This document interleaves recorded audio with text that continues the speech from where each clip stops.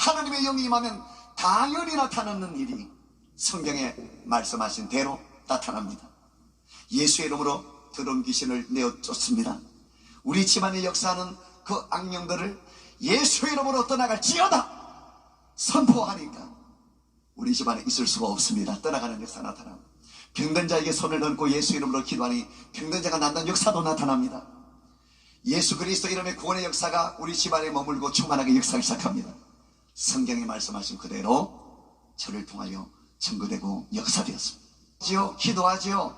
난리가 났어요. 예수님의 영이 임하니까 제 입이 가만히 있지를 못해요. 하나님의 살아계심이 분명하게 임하니까 가만히 있지를 못해요. 집에 가는데 버스를 탑니다. 손잡이를 잡고 집으로 가는데 그 당시 버스에 사람들이 얼마나 많습니까? 안내양이 바깥으로 튀어나와 있죠. 그래가지고 막 밀어 넣느라고 그런 버스를 타고 갑니다. 그 수많은 사람 앞에서 나도 모르게 입이 열리고 눈물이 흐르면서 큰 소리로 외쳐 선포하기 시작했어요. 주 예수를 믿으세요. 여러분은 죽고 끝난 것이 아니라 영원한 생명이 있습니다. 그 아이가 저예요. 제가 전도하는 모습을 많이 봤대요, 사람들이. 그런데 아는 척도 안 하고 뒤를 돌아서 다녔대요. 어떻게 전도했는지 몰라도 제가 부끄러웠나 봅니다. 그런 아이였습니다. 전도는 훈련으로 되는 것이 아니라 시켜서 되는 것이 아니라 하나님이 영이 임해야 합니다. 하나님의 영이 여러분에게 임하면 전도하게 될 줄로 믿습니다. 좋은 음식 하나만 먹어도 이 음식 좀 먹어봐라, 얼마나 맛있고 얼마나 저렴한지 모른다, 이렇게 전도하지 않습니까? 좋은 옷 하나만 입어도 이 옷집에 가면은 이 옷을 사서 입을 수 있다고 그렇게 전도하지 않습니까? 좋은 신발 하나만 사도 이 신발 깜짝 놀라죠. 저는 너무나 놀랐죠. 상상하지도 못한 일. 저는 집안의 장남이라 조금 뭐 큰일이 있어도 그냥 넘어가는 그렇게 고이 자랐는데 예수 믿으니까 달라져요. 저희 아버지 간증은 2019년도 12월까지는 안 했습니다. 방송에 그렇게 나가도 한 번도 말 안 했어요. 왜냐하면 아버지가 혹시 방송 볼까봐 혹시 방송 보다가 아들 목에 칼을 들이다는 얘기를 자기가 직접 들으면 얼마나 마음이 힘들겠나 싶어서 못하겠더라. 근데 2019년도 12월부터는 이 얘기를 합니다.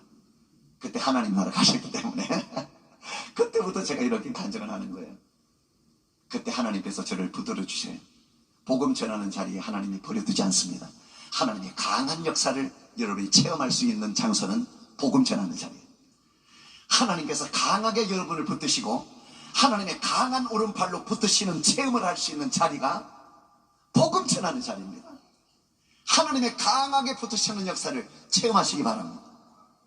그 자리에서 하나님께서 저를 붙드시는데 예수님의 이름을 부인하지 않는 믿음으로 서게 하시더라.